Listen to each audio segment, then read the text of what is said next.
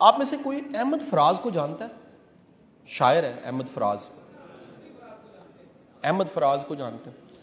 احمد فراز کو شاعر کی حیثیت سے کسی نے پڑھا ہے؟ کسی نے اس کی تھوڑی سی بھی شاعری پڑھی ہوئی تو ہاتھ کھڑا کرے. آپ مجھے کوئی ادھر بندہ بتا سکتا ہے احمد فراز کرتا کیا تھا، اس کی جاب کیا تھی؟ احمد فراز ایک کلرک تھا اور کلیریکل جاب کرتے کرتے گریڈ 18 پہ جا کے وہ ریٹائر ہو گیا. اب ایک واقعہ بڑا مزیدار ہے جو اس سوال کے جواب میں. ایک جگہ نا شادی کا فنکشن تھا.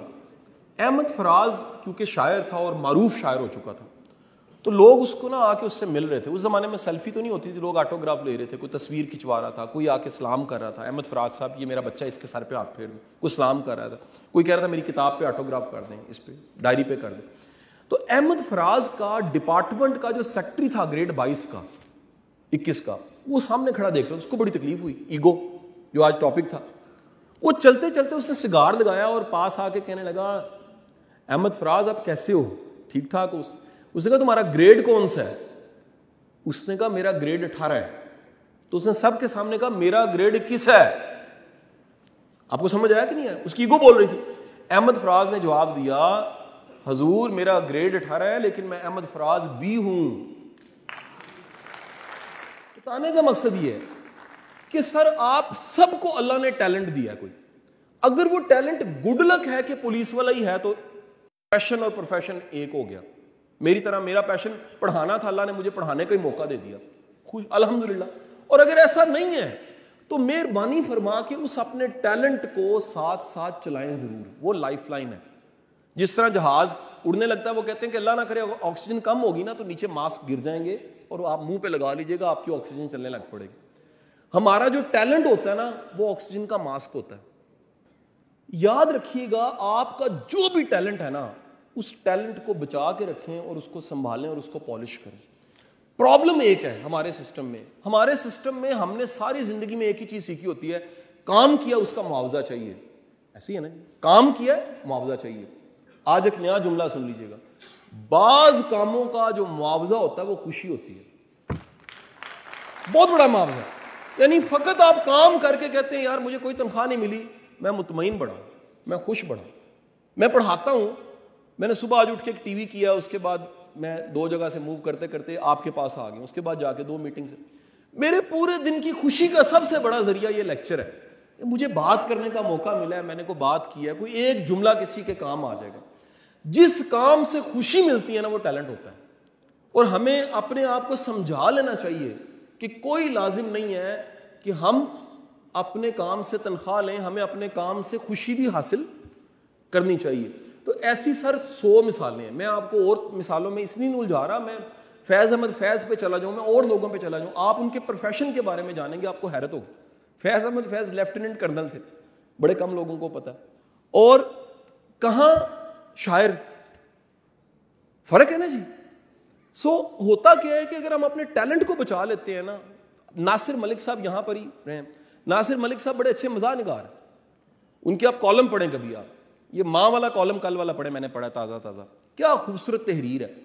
اب اگر وہ صرف وہ جو ہوتا ہے ہم لکھتے ہیں سر ضمنیے یا ہم مطلب تھانے پرچے لکھتے رہتے تو ایک یہ بھی آرٹ ہے، یہ کوئی برا آرٹ نہیں ہے.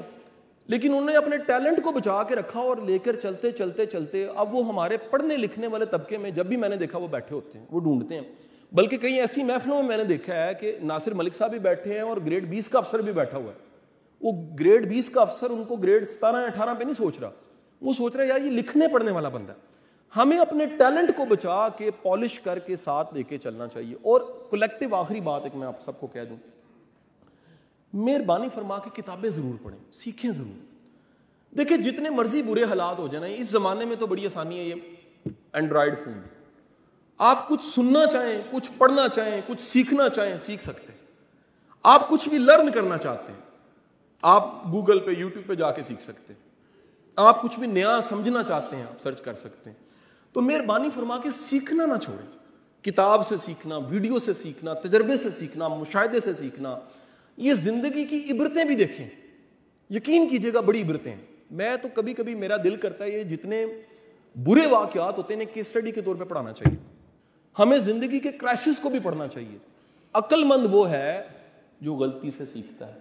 لیکن جملہ آج سن لیجئے گا، عقل مند اس سے بڑا وہ ہے جو دوسرے کی غلطی سے سیکھ لیتا.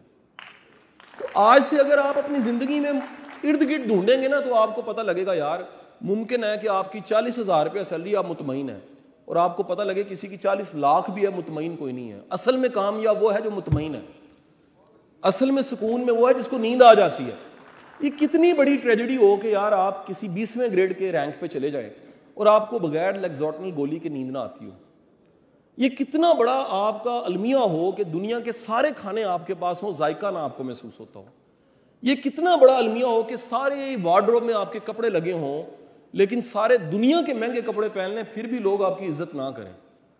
اور اس سے مچ بیٹر ہے کہ آپ کسی چھوٹے رینک میں ہوں لیکن سکون، اطمینان، عزت اور اطمینان اور رات کی سکون کی نیند آپ کو مل جائے. یہ کتنی بڑی نعمت ہے.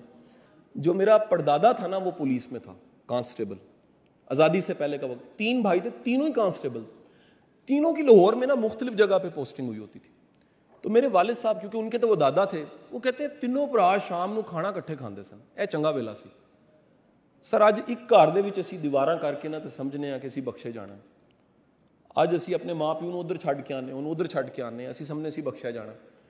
آج ہم میں رحم ختم ہو گیا، آج وہ چنگیر سانجھی کرنا ختم ہو گیا. آج وسائل بڑھ گئے، آپ میں سے سب کے پاس موٹر بائک ہوگی، میجورٹی کے پاس. یقین کریں خوشی پھر بھی کوئی نہیں ہے. اور کبھی یہ خواب تھا، گاڑی ہوگی، خواب تھا. یہ وردی آپ نے پہنی، کبھی خواب تھا، آپ دعائیں مانگ رہے تھے یار یہ میں بھرتی ہو جاؤں. اللہ کا شکر ادا کیا کر اور اپنی زندگی میں اللہ سے دعا مانگیں، یا باری تعالیٰ یہ جو ہے نا زندگی، مجھے اس کو قبول کرنے کی توفیق عطا فرما. اور اللہ راضی ہو جائے ہم سے، ہم بھی راضی ہو جائیں، اللہ بھی راضی ہو جائے.